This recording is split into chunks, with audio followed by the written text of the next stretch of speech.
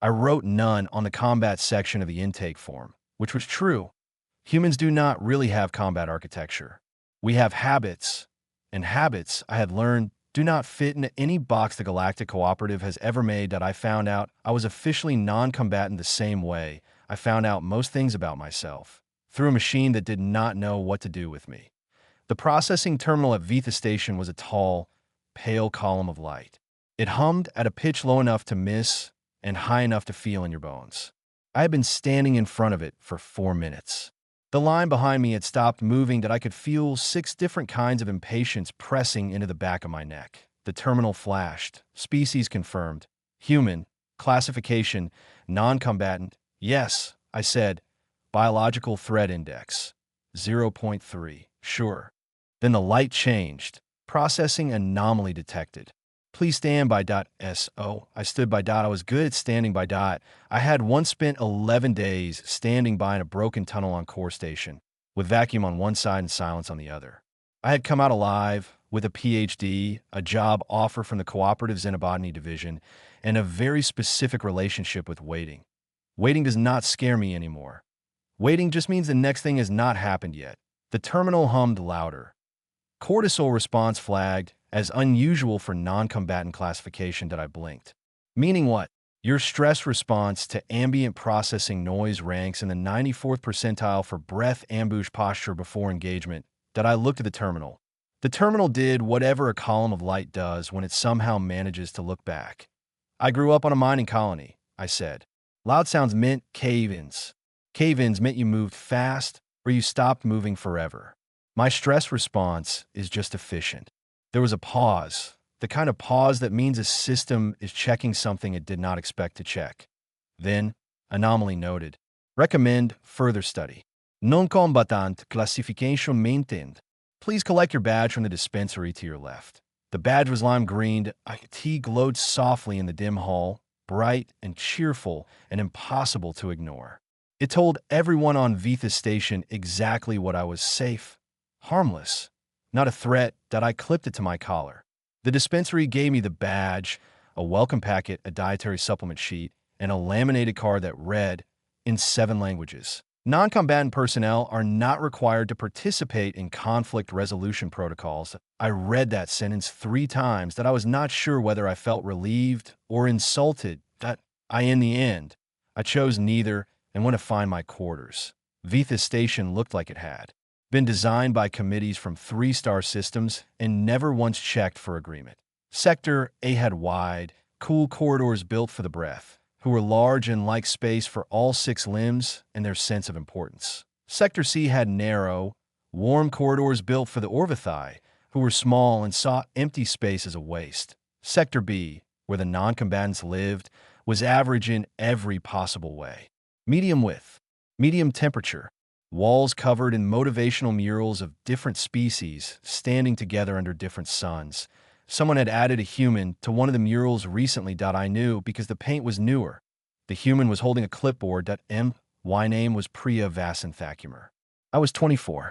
I had 3 published papers on low-gravity root adaptation, 1 scar across my left shoulder from a pressure seal that failed at exactly the wrong moment, and a sample case full of 6 months of xenobotanical specimens that I cared about more than most people. I had MET.MY posting was 6 months. Greenhouse level. 3rd rotation. The cooperative kept plant samples from 37 worlds, and someone had decided they needed cataloging, correction, and in several cases patient persuasion not to die in artificial air. According to my file, I was the best person for the job. That I agreed. Plants are honest. They tell you what they need, and they tell you what happens when you ignore them. They do not pretend. They do not speculate. They do not give opinions about your cortisol levels. My quarters were small and smelled like recycled air mixed with something lightly floral, which I guessed was the cooperative's idea of comfort. There was a narrow cot, a desk, a small viewport facing the station's outer ring, and a shelf labeled in neat handwriting. Personal items. Maximum 4 kg. That I put the sample case on a shelf first. Then I sat on the cot and looked at the green badge point 0.3. The terminal had said that I had checked the threat scale while walking from intake. Breath scored between 8.4 And 9.1. Small and quick and equipped with venom glands, scored 6.7. The Drail, who looked like tall gray fog and talked in subsonic vibration, scored 4.2, mostly because nobody fully understood them. Humans scored 0.3. The packet explained that the index measured things like claw density, bite force, venom potential, bone reinforcement, and hardwired territorial aggression. IT was a thorough list that IT still missed the point that IT did not measure what your body learns in places where the walls can close. IT did not measure what happens to a person after 11 days in the dark, after you have already had the private conversation about dying, and then kept going anyway. That IT did not measure habits. That I clipped the badge back on, turned off the light, and slept. The first 3 days passed like most orientation cycles do. Too much information too quickly, delivered by people who had said the same words so many times they no longer believed them. That I sat through safety briefings, atmospheric hazard updates, food compatibility charts, and conflict resolution procedures, which, according to my green card, I was not required to join, though nobody seemed sure what that meant in practice. There was also a seminar on interspecies communication etiquette. 40 full minutes of it were spent explaining why you should never hum at a drail unless formally trained. Because one set of undertones meant hello and another meant I challenge your place in the hierarchy. I took notes. Old mining colony. Habit. You write things down because the person explaining may not be there later on the fourth day. I found the greenhouse. IT sat on the lower ring behind pressure doors that needed 3 clearance scans. I respected that immediately. Any place that guarded its plants that probably had good priorities. Inside, the air changed. Warmer. Heavier. Alive. Rows of specimen beds stretched under grow lights, tuned to 17 different stellar spectrums. Plant from worlds that had never shared a sky were now sharing one room. Some of them seemed deeply offended by that fact. That I walked the rows slowly, sample case in my left hand, notes already forming in my mind. This was the part one knew how to do. This was where my thoughts stopped scattering and snapped into clean lines. Observation. Pattern. Adjustment. Question the root system. Watch the leaf response.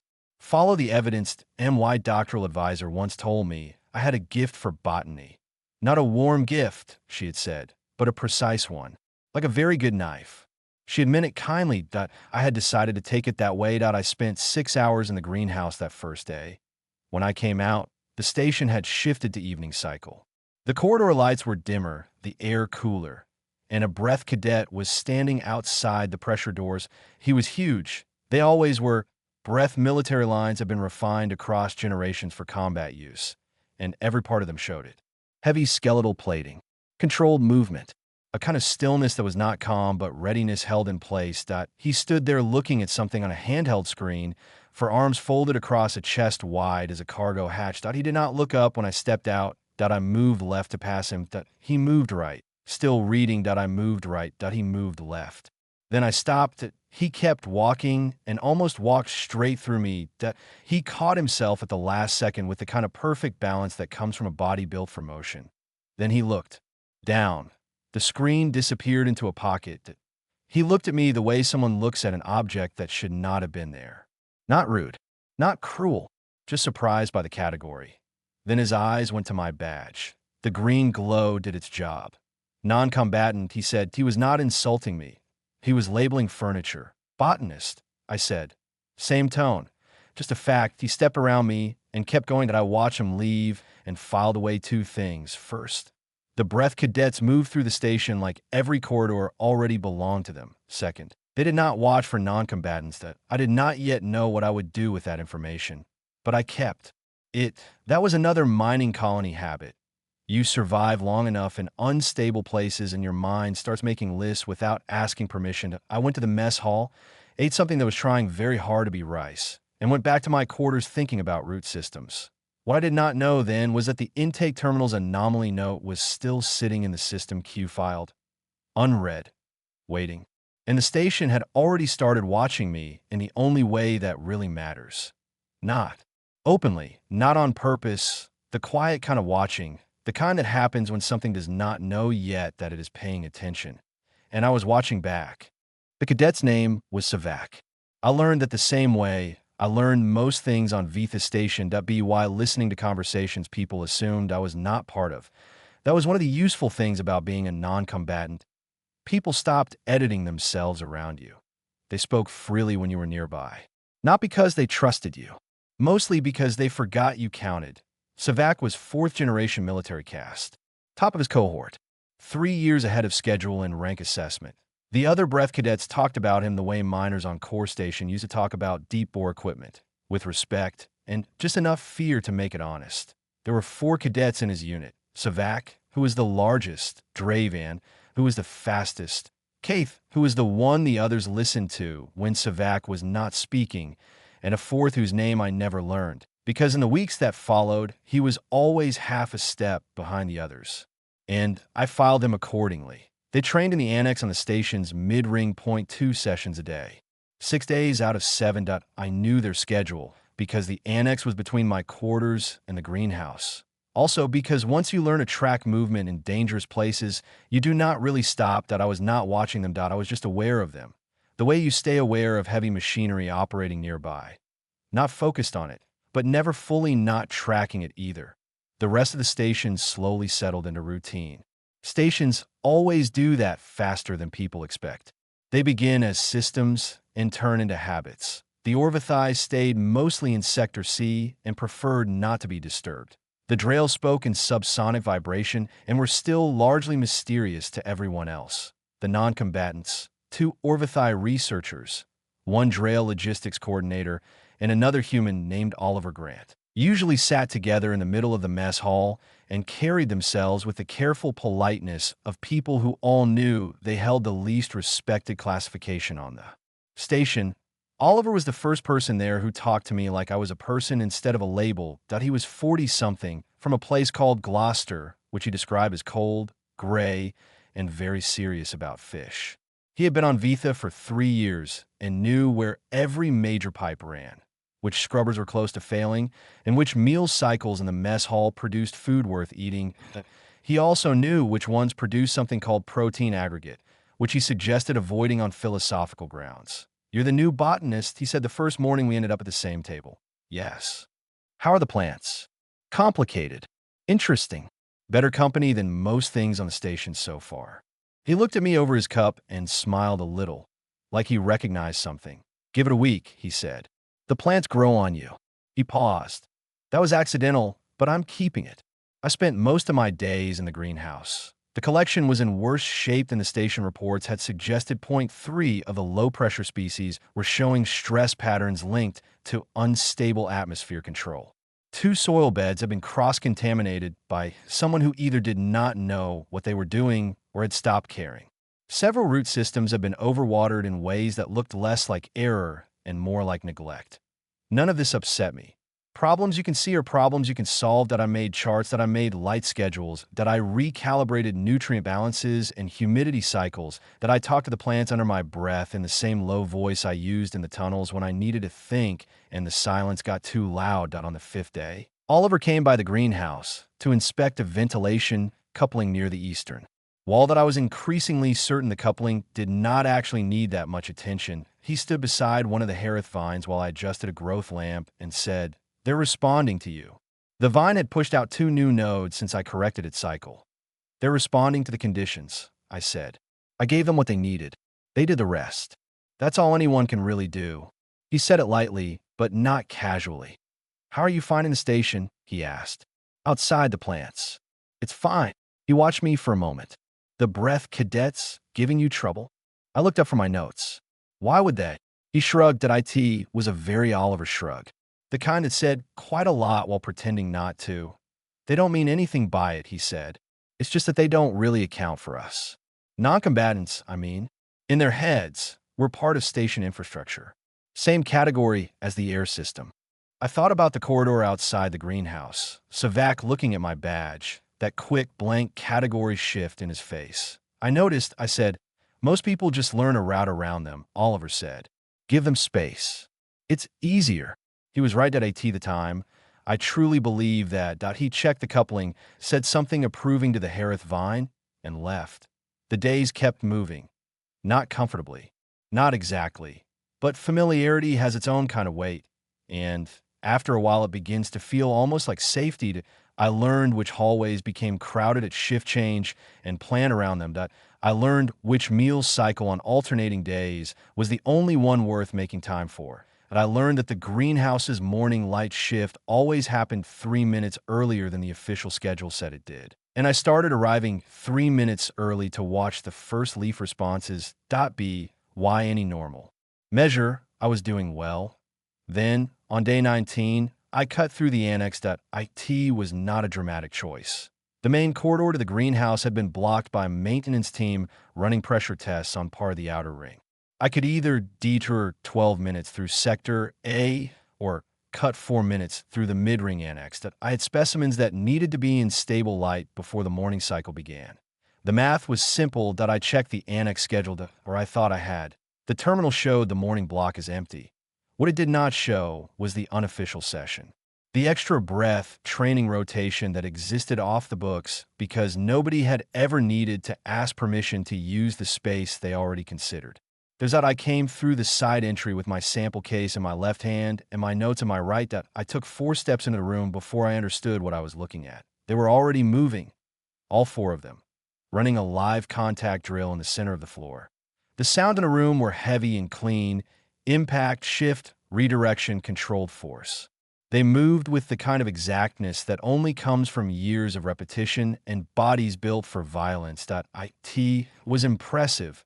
Objectively impressive. The kind of movement that reminded you exactly why the breath thread index sat between 8.4 and 9.1. I stopped.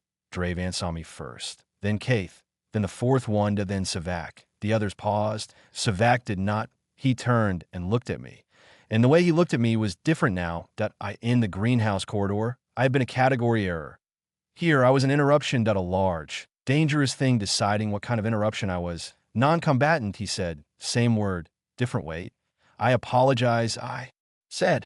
The primary corridor is closed for maintenance. I was routing through. My voice stayed level. Old mining colony habit. You never let a bad situation here fear in you if you can help it. I'll use another route. I turned toward the door.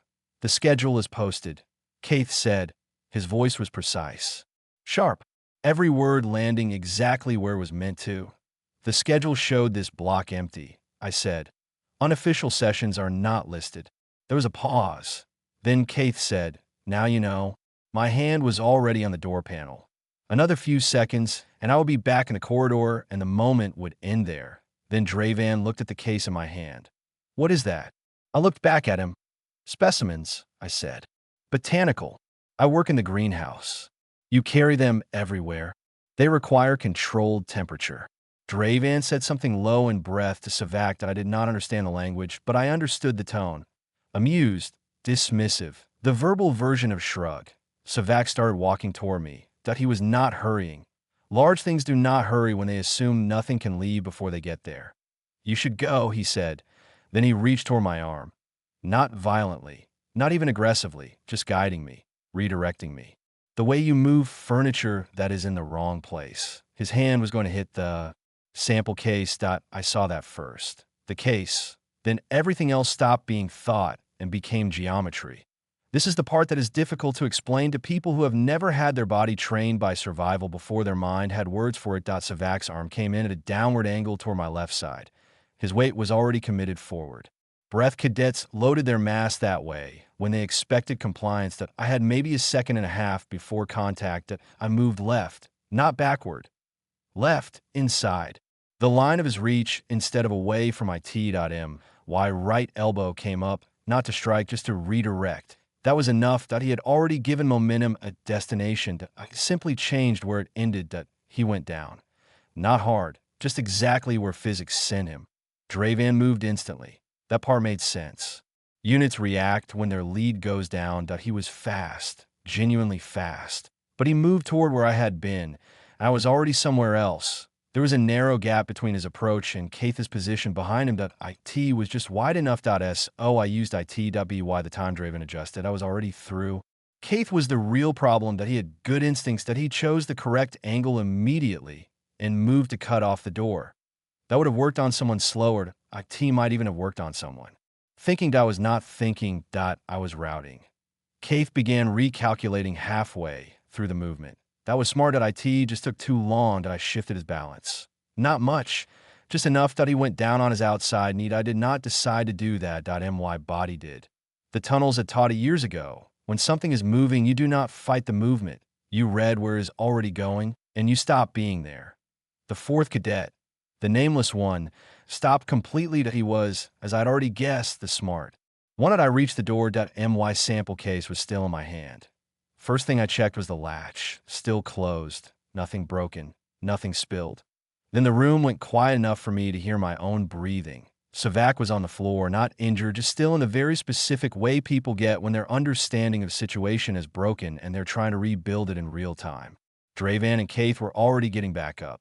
The fourth cadet had not moved. I looked at the case again, still sealed. And only then did I realize I was furious, not afraid, not shocked, furious about the case, about the possibility that they might have damaged it. That anger was clear and useful, so I held on to it. I did not look too closely at the colder thing underneath it. The still, quiet place my mind had dropped into for 11 seconds that I opened the door. In the future, I said, I'll use Sector A. Then I walked out. I turned left. And I continued to the greenhouse like I was late for work. Because the morning light cycle had already started. I was 30 seconds behind schedule. The Harith vine was beginning its first growth response of the day. Slow and deliberate, and completely unconcerned with what had happened 4 quarters away. I sat on my work stool. I put the sample case on the bench. I opened my notes. My hands were steady. They're always steady. The tunnels did that too. I wrote 3 paragraphs of observations in neat handwriting and never once used a word suddenly, because nothing had happened suddenly. Everything had happened in the only order the geometry allowed. An hour later, Oliver came by to inspect the ventilation coupling. Again, he took one look at my face and paused. Everything all right? Fine, I said. He looked at me in the way people do when they know the word fine is carrying more weight than it should. Instead of arguing, he glanced at the Harith vine. It's doing well, he said. Yes, I said. It is.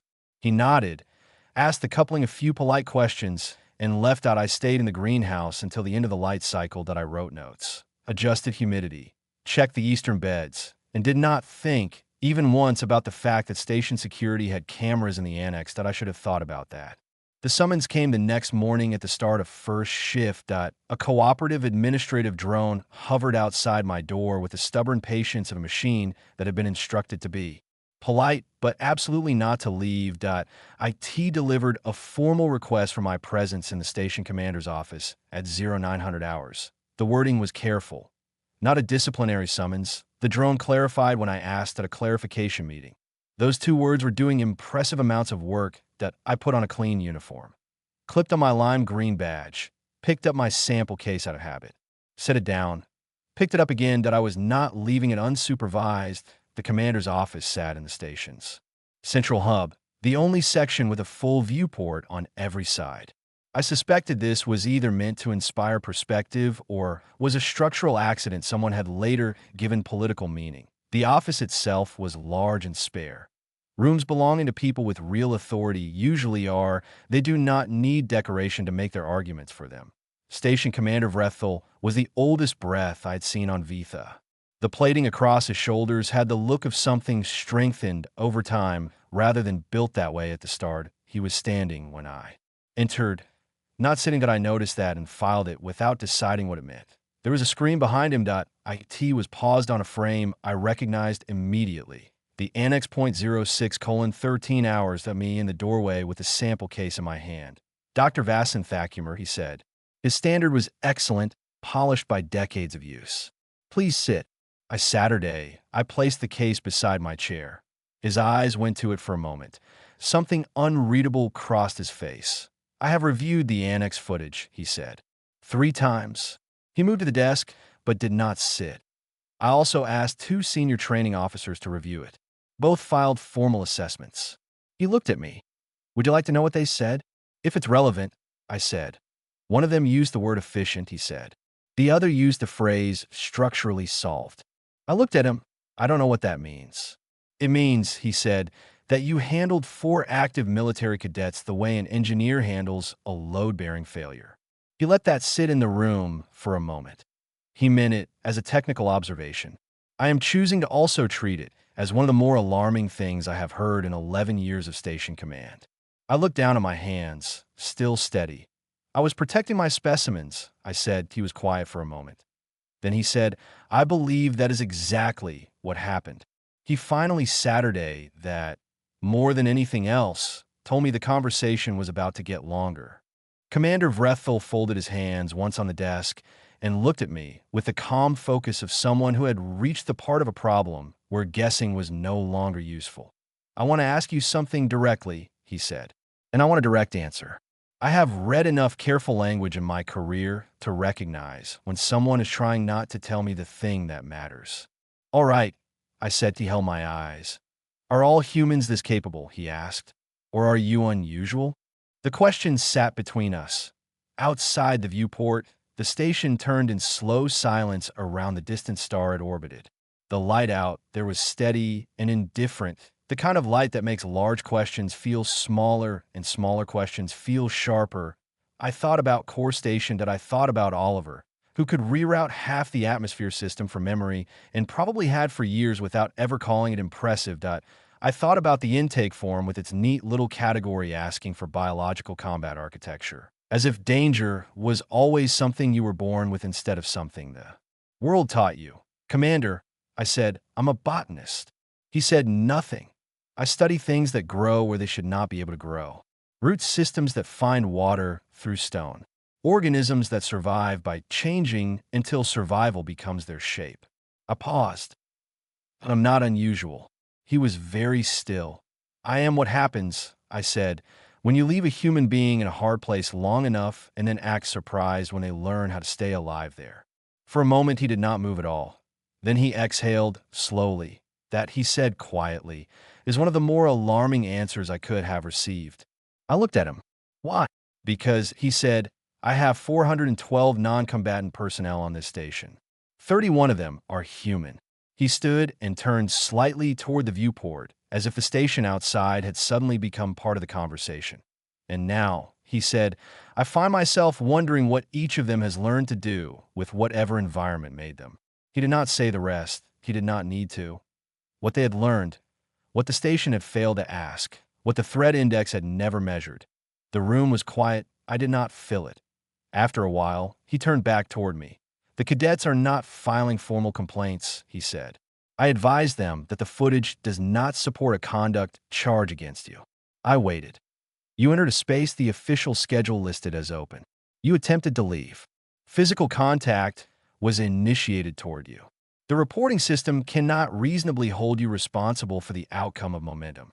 Thank you, I said. His expression did not change. I'm not doing you a favor, he said.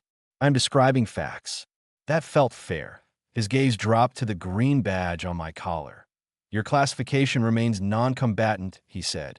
I'm not submitting an anomaly report. The intake terminal already filed one. I said that. He blinked once. What? On my first day? Cortisol response flagged as unusual. It recommended further study. His attention sharpened in a very visible way. I assumed that was routine, I said. He turned to his desk terminal and began typing with fast, precise movements. Not hurried, focused. The way people move when a loose thread they did not know existed has just appeared in their hands. I will look into that, he said. That I believe him. He finished whatever note he was making, then straightened. You are dismissed, Dr. Vasan-Thakumer. Going forward, use the primary corridors when possible. I will have maintenance routing adjusted during your greenhouse hours. I stood and I picked up my sample case. One more thing, he said. His tone stopped me before his words did. I turned back. He was looking at the pause frame on the wall screen. Cadet Savak is the most capable combat trainee in his cohort, he said. He has not had to recalibrate his assumptions in 3 years of training. He has sparred with 6 combatant species. He has not, until now, encountered a non-combatant who required him to file a recalibration report. I said nothing. He kept looking at the screen. He is 22 years old, Vrethel said. He has been raised for military engagement since childhood. He is very good at reading the beginning of a threat. Now he looked at me. He says he did not understand the threat until the threat had already ended. I looked at the frozen image on the wall, small human. Green badge. Sample case in hand, I looked harmless. I had looked harmless all the way through it. I was trying to get to the greenhouse, I said. Yes, the commander said. That is exactly the part he finds most disturbing. I left his office and walked the primary corridor all the way to the greenhouse. Maintenance had already cleared the route. The path was open, empty, quiet, and exactly wide enough for one person to walk without thinking about anyone else at all. So I walked slowly. I thought about the Harith vine and whether the pH correction from yesterday had settled properly. That I thought about the low-pressure specimens in the eastern bed and whether the new humidity balance was stabilizing them or only delaying a different stress response. That I did not think about Savak, that I did not think about the commander's face when he asked whether humans were all like this, that I did not think about the number 31 sitting on his station roster like a problem that had just learned to count itself. I went to my plants. That was the truest thing I knew how to do. The eastern bed was slightly dried. I corrected it. The Harith vine had pushed a clean new line of growth overnight. That I wrote 4 pages of notes in careful handwriting. I measured leaf curl, root tension, moisture retention, and light response. I ate lunch late and alone. That'd be why the end of the shift, if anyone on the station had changed their behavior toward me. I did not see it. Stations are good at that. Important things happen behind walls and in systems first. People do not change until the paperwork gives them permission. For 3 days, nothing visible happened. The cadets no longer crossed paths with me in the hall. That might have been coincidence. That T might also have been the commander quietly rewriting route assignments in places nobody else would notice.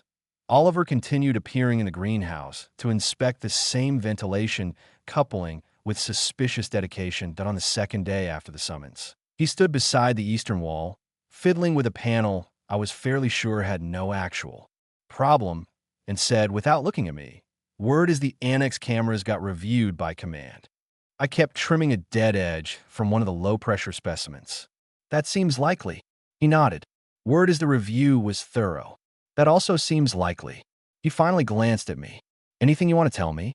"No," he waited. Then he sighed. "That's fair," he said. "I just thought I'd offer. Humans should occasionally extend the option of alarming honesty to each other." I almost smiled. Almost. Instead, I asked, "Why do you keep coming in here to inspect that coupling?" He looked offended. "Because," he said, "I care deeply about ventilation. That coupling has been perfect for over a week." He considered this. "Then I care deeply," he said, "about visible commitment to preventive systems maintenance." That time I did smile a little, but he caught it and pretended not to. Then he went back to the panel and said, very casually, "For what it's worth, the breath in the mess hall have been quieter than usual." I looked up. "In general," he added. "Not around me. Around themselves. There's a difference." That I believed. Fear changes volume before it changes language. On the 6th day after the annex, Commander Vrethel sent for me again. This time the message was not delivered by drone. That IT arrived directly through station admin on my handheld, marked formal and immediate. That I was requested to report to Central Hub administrative level at 1,400 hours. Contextual attendance required. That phrase was strange enough that I read it twice. Then I sent a message to Oliver that said only, "Do you know what contextual attendance required means?"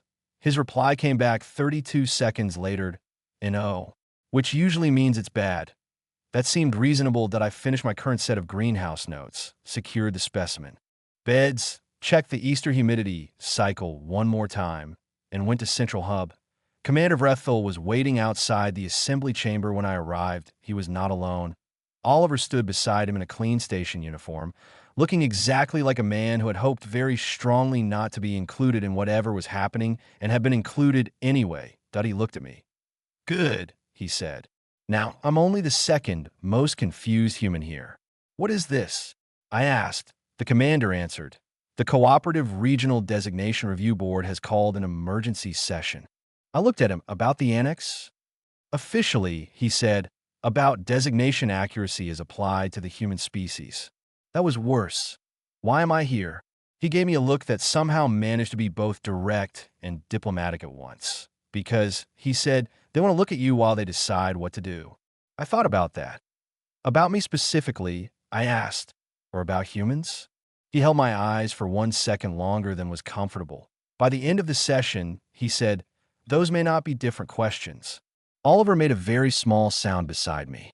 It was not quite a sigh, more like the quiet noise a person makes when reality confirms its worst habits. "I had plans this afternoon," he muttered. "You did not," I said. "No," he admitted. "But I object to the principle."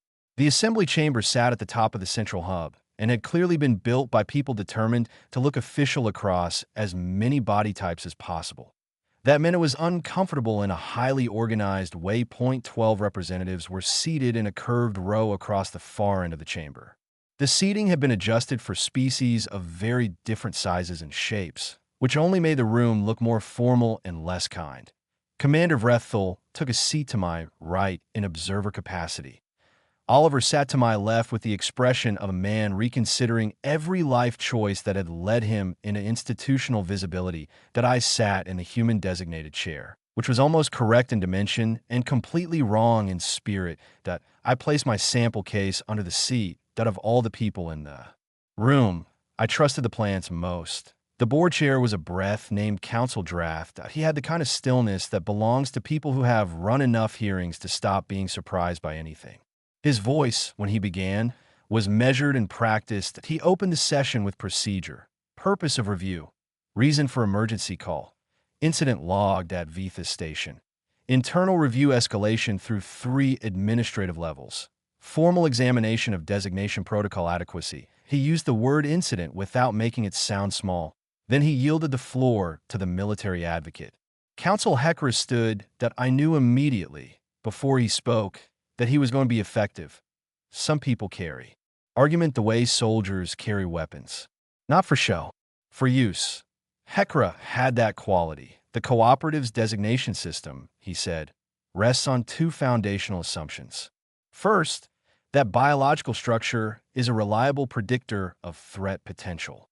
Second, that accurate designation allows for proper allocation of safety protocols, operational trust, and personnel access. His voice was calm, exact, and impossible to interrupt without looking foolish. The human species was classified as non-combatant 11 years ago at first contact. That classification was supported by the data available at the time. He paused. The data available at the time was incomplete. He activated the chamber display. The annex footage appeared above and behind him. I watched myself enter through the side door with my notes in one hand and the sample case in the other. Watch the next 11 seconds unfold in the clean, distant way recorded events always do. It did not feel like remembering. It felt like reading a report about weather that had happened to my body. Hecker did not dramatize it. That made it worse. For cadets, he said, top operational training cohort. Threat indices ranging from 8.4 to 8.9. Combined average response time, military standard. The footage froze on Keith halfway down. The individual in this recording, he said, is officially designated non-combatant. No combat training on file. No declared expertise in conflict protocols. No record of military service. No prior incidents. He turned toward the board. And yet, under stress, with no visible preparation, she moved through 4 trained military cadets before they could properly interpret intent, structure a response, or prevent exit. Nobody in the room moved. Our concern, Hecker said, is not that one human is dangerous. Our concern is that one human may not be unusual. That sentence settled over the chamber like dust after impact. Slowly, quietly. Everywhere that he continued. At first contact, the cooperative Xenoanthropology Division submitted a preliminary note alongside the human classification file. That caught my attention immediately. I had not known there was an additional note. Hecker looked down at his display and read, "Human beings demonstrate unusual behavioral adaptation under adverse conditions. Unlike most combatant-designated species, whose threat potential is biologically fixed and broadly consistent, human threat potential appears to be environmentally cultivated and individually variable. Resource scarcity, physical isolation, and long-term survival pressure may produce functional capabilities not reflected in standard biological threat metrics. Recommend long-term behavioral study before finalizing non-combatant classification." He lifted his eyes.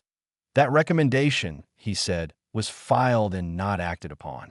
The room was silent in a different way now. Not formal silence. Thinking silence, I sat very still and felt something cold and clear move in a place inside me. Not panic, not even anger yet, recognition. Environmentally cultivated IT was an elegant phrase for something I knew too well. The tunnels, the waiting, the habit of reading a space before entering it.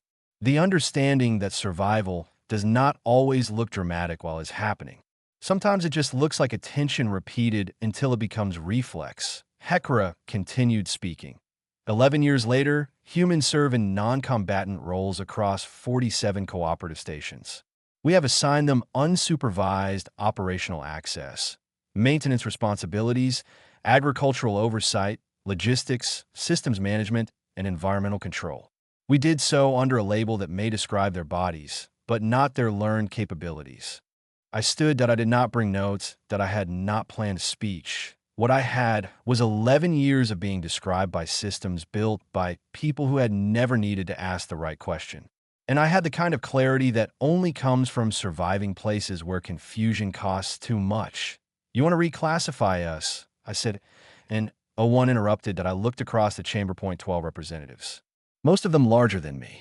Most of them from species whose danger had always been visible, measurable, built into bone and claw and venom and weight. Species that had never needed to explain that threat can also be something learned quietly. "You want to reclassify us?" I said again, "because we do not fit your form." The room stayed still. The form asked about biology. It asked what the body is built to do. We answered honestly. Humans do not have claws. We do not have venom. Our bones are not reinforced. Compared to most combatant species, our territorial aggression is low. All of that is true. I let that stand there for a second. Then you took those answers, closed the file, and decided you understood us. Across the curved row, Council HFY watched me with complete attention. Not hostile, not friendly, just focused in the way good people become when a real answer has finally started. "You build a system to measure what is in us before life touches it," I said. "Then you acted surprised when that system failed to measure what life did." Nobody moved that I thought about Core Station, the tunnels, the old equipment, the way the rock always sounded half a second before it failed, if you had learned to hear it. "I grew up on a mining colony," I said. Core Station. The walls were thin. The drills were old. The tunnels shifted without warning. The people who lasted there were not always the strongest people. They were the people who learned. Learned to read a space before entering it. Learn to tell the difference between background noise and the sound that means you have seconds left to move. Learn to stay calm because panic wastes time. I paused. No one called that combat training. That landed harder than I expected. Maybe because it was simple. Maybe because simple things are often the most difficult to argue with. "I was trapped in a tunnel for 11 days, I said. Vacuum on one side, silence on the other. I had my body, my habits, and whatever I'd already taught myself well enough to still use while terrified. I looked at the board chair. I am not exceptional. That was the part that changed the air in the room. You could feel it, not dramatic. Not loud, just a quiet shift in weight. Like a floor taking a load differently than expected. "I'm not exceptional," I said again. "I'm a normal result of the place that made me." Every human on this station has a place behind them. Every one of them learned something there. Not because they were trained for violence. Because they were trained by reality. That is what humans do. I let my eyes move once across the 12 seats. "You asked what our biology does. You should have asked what we have done with it." For the first time since the session began, nobody in the room looked like they were waiting for the next formal step in procedure. They looked like they were thinking, "That was better. You were afraid." I said that a few of them stiffened at that, but I kept going. "I understand why." HFY is right that the classification was incomplete. He is right that your system missed something important. But the answer to that cannot be a worse mistake. My voice stayed level. That mattered at IT is easier for people to dismiss a warning when it arrives wrapped in visible emotion. Calm forces them to hear the words instead. "The answer is not restriction first and understanding later," I said. "The answer is to ask better questions than the ones you asked before." I looked at HFY then, not because I was challenging him, because he was the one who had come closest to saying the real thing out loud. You say humans are environmentally cultivated, I said. Good. Then study that. Ask about hardship. Ask about adaptation. Ask what a human learned where they came from. Ask what pressures shaped them. Ask what staying alive cost. That will tell you more than claws ever will. The chamber was silent, not empty silence. Thinking silence that I could feel Oliver beside me. Very stilled, I did not look at him, but I was not done. You classified us by what we were born with, I said. But humans are not mostly what we are born with. We are what the environment leaves behind after it is done teaching us. I paused. And if that is alarming to the cooperative, then the cooperative does not need a new label. It needs a better understanding. Then I sat down. For a second, nobody said anything. Oliver leaned slightly toward me and kept his voice low. Well, he said, that was deeply unhelpful to anyone hoping this would remain a quiet administrative matter. I kept looking forward. That was not the goal. No, he said softly. I can see that. Council Draft, the board chair, allowed the silence to last a few more seconds before speaking. He thanked the chamber for its statements in the same steady tone he had used at the beginning, but there was something different underneath it now. Less ceremony, more weight. The board withdrew for deliberation 40 minutes. That was the official estimate that IT turned out to be exact, that I sat in the chamber and looked out through the upper viewport and thought, not about policy, not about the annex, not about how many people were currently arguing about the human species as though we were a systems problem with a difficult maintenance history, that I thought about the greenhouse, that I thought about the eastern bed, that I thought about whether I had remembered to adjust the humidity cycle before coming up here. After a while, I realized I had not. That annoyed me more than the hearing. He let that sit. The question before this board is not whether the original classification was honest. His gaze moved briefly to me. The question is whether it was complete. That was the first moment I felt the anger clearly. Not messy anger. Useful anger. The steady kind, the kind I've been learning how to carry since I was old enough to understand that being underestimated is not protection. It is exposure wearing polite language that I held on to IT was better than the thing underneath. The board chair turned his head toward me. Dr. Vassan Thakumar, he said, you are permitted to respond as contextual witness. I had not planned to speak. I had been told I was here as reference, yes, evidence with a pulse. Beside me, Oliver shifted slightly in his seat. Not a signal, just the movement of a person who had realized the room had tilted and was waiting to see who would decide to stand up inside it.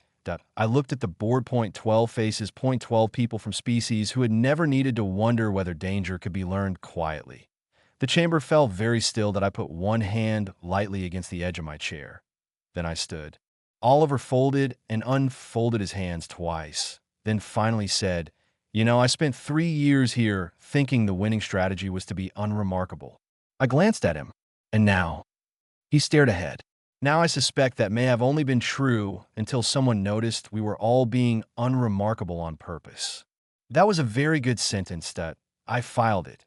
Commander Vrethel sat to my right and said nothing at all during the full 40 minutes. He did not look tense, that he looked like someone waiting for a structural report that he already knew would be difficult and useful in equal measure. When the board returned, every sound in the chamber seemed sharper than before. Chair movement, fabric shift, a breath taken too early and then held. Council Draft resumed his seat and called the session back into record. Then he read the motion. Reclassification of the human species to combatant designation, with restricted deployment and supervised access protocols.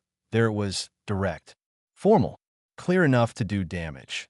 Then the vote was called 0.4 in favor, 0.7 against 0.1 abstention. Motion failed. Humanity remained officially non-combatant across cooperative documentation. Nothing in my face changed. That was important. You never let institutions think they're watching the moment they define you. Drath continued speaking after the vote, because of course he did. Systems do not like leaving important things simple if they can make them more procedural instead. The original classification would remain in place. However, the xenoanthropology assessment would be reopened, that a long-term behavioral review would be commissioned. Environmental adaptation criteria would be added to future human intake analysis. Station commanders would receive guidance on observational variance across non-combatant human personnel. That IT was not a reversal. That IT was not an apology. But it was. Movement, sometimes that is all systems are willing to give it first. The session adjourned. Chairs moved. Displays dimmed. Representatives began speaking to one another in low voices now that the formal record had ended. Oliver let out a slow breath. "Well," he said, "that could have gone worse." "Did it go worse?" I said. "Just slowly. You consider that." "Yes," he said. "That is fair." Commander Vrethel escorted me out of the chamber. Oliver came with us as far as the first corridor junction, then was pulled aside by an admin aide who wanted something called a personnel context follow-up, which sounded to me like punishment for existing near a significant event. He gave me a long look as he was redirected. "That phrase means paperwork," he said. "I know. I hate paperwork." "I know." Then he went. The commander and I walked the next corridor in silence. The station hummed around us in its usual way. Atmospheric processors. Distant foot traffic. Somewhere far below, the low subsonic murmur of Drail communication vibrating faintly through the structure. After the board chamber, the normal sounds of the station felt strange. Not comforting, just indifferent. Like the station itself had decided none of this was worth interrupting the air cycle for the split between the administrative route and the greenhouse corridor. Vrethel stopped. "So did I." "You were not supposed to speak," he said. "No," I said. It was more effective than anything the board's assigned human representative might have said. I was not trying to be effective. That made one side of his jaw shift slightly, which on a breath was the closest thing I had yet seen to private amusement. "I believe that," he said. That I waited. "Hekra will file a minority opinion," he said. "It will become part of the permanent record. These things do not disappear once written down. They tend to resurface later, usually at inconvenient moments. The Xenoanthropology review should be reopened," I said. "It will be." "Good." He studied me for a moment. "You are very calm about this." I thought about that before answering. "No," I said. "I am very practiced." That seemed to interest him more than if I had simply agreed. The corridor between us stayed quiet for a few more seconds. Then he asked, "You said in there that you are not exceptional. You said you are a normal result of your environment." "Yes." "Do you believe that fully?" I did not answer right away. I thought about Oliver, who knew every major system on the station well enough to keep them alive even when the manuals failed. That I thought about the miners on Core Station who could read rock strain by sound and pressure changes by smell. That I thought about all the humans the commander had named without naming. 31 of them on this station alone. 47 stations across the cooperative. All of them placed into polite, non-combatant categories by people who had never asked what any of them had survived before arriving. "Yes," I said. "I believe that exactly." He gave one slow nod. Not agreement. Acknowledgement. The kind of nod people give when they have just accepted a fact that will take them a long time to fully understand. Then he said that may be the most useful thing anyone said in that chamber. I was under the impression it was not well received. "It was not comfortably received," he said. "That is different."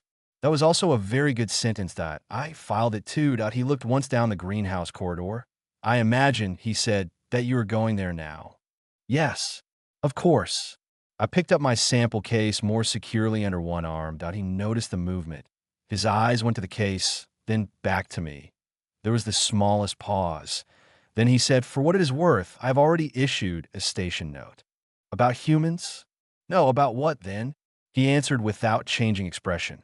"That personnel are not, under any circumstances, to interfere with botanical transport belonging to Dr. Priya Vasanthakumar."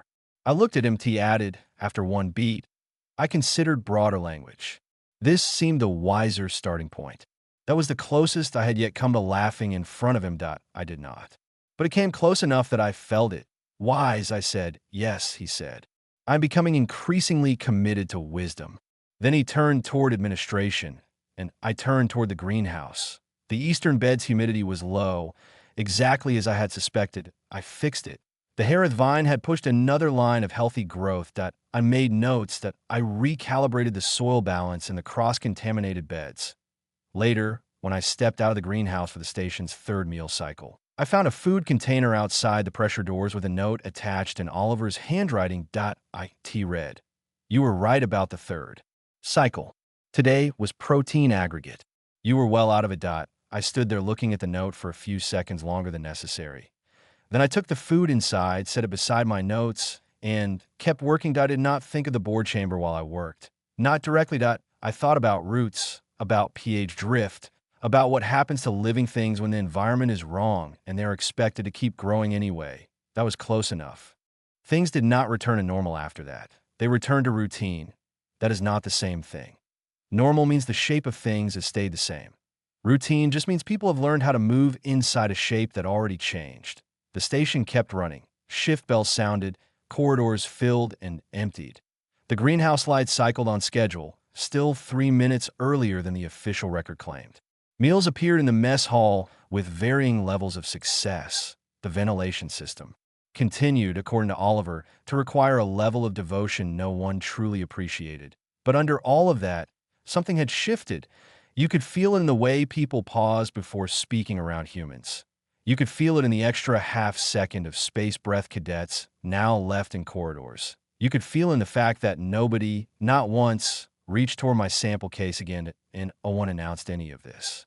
The cooperative liked its changes slow, quiet, and wrapped in language that made them sound procedural instead of personal. But the changes were there. I noticed them because noticing changes in an environment is one of the things humans are very good at when the environment matters, and environments always matter. Over the next few weeks, the Xenoanthropology Division sent questionnaires. Not to me alone. Every human on Vithis Station. Some of the questions were new. What conditions defined your early environment? What recurring hazards shaped your routine reactions? What skills did you develop without formal training? What behaviors do you consider normal that others may read as unusual? That last one stayed with me. It was, finally, a useful question. Oliver received one too. He came to the greenhouse with his form folded in half and said, "They've asked me to describe my adaptive behaviors under long-term systems pressure." What did you write? I wrote that after 3 years of keeping the station breathing, I can tell which scrubber is failing from the smell of the hallway outside it. I looked up from the Western specimen tray. That seems relevant. That is what I thought, he said. Then I added that I can also fix 3 kinds of pipe collapse with tools that are technically wrong for all of them.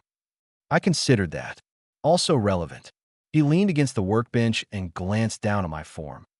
What did you write? That I grew up in tunnels that shifted without warning, I said, and that my body learned to solve movement problems before my mind learned to explain them. He nodded once. Yes, he said. That does sound like the sort of sentence that ruins someone's afternoon in committee. That was probably true. The questionnaires did not change our classification, not officially. Humans remained non-combatant. The green badges stayed green. The forms did not suddenly become wise, but the questions changed, and once questions change, outcomes usually follow eventually.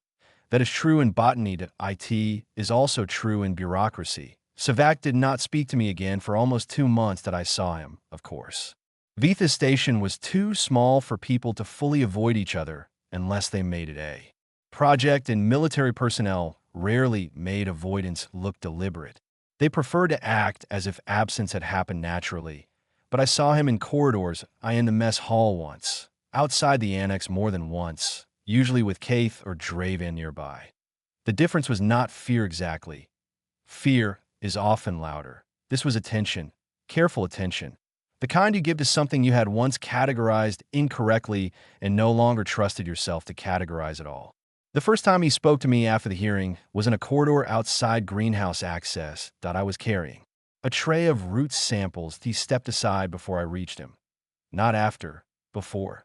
That, more than the words that came next, was what mattered. Botanist, he said. Cadet, I said. His eyes dropped briefly to the tray, then came back to my face. I have filed my recalibration report. He said IT was such a breath sentence that for a second I did not know whether it was apology, warning, or administrative ritual. I assumed you had, I said. He was quiet for a moment. Then, my training officers advised me to review the incident as a failure of category interpretation. That seems accurate. His jaw shifted slightly. Not annoyance. Thought? I did not read you as a threat, he said. No, I said. You read me as harmless. Those are different errors. That held him still for a second. Then he gave one short nod. Yes, he said. I have since understood that.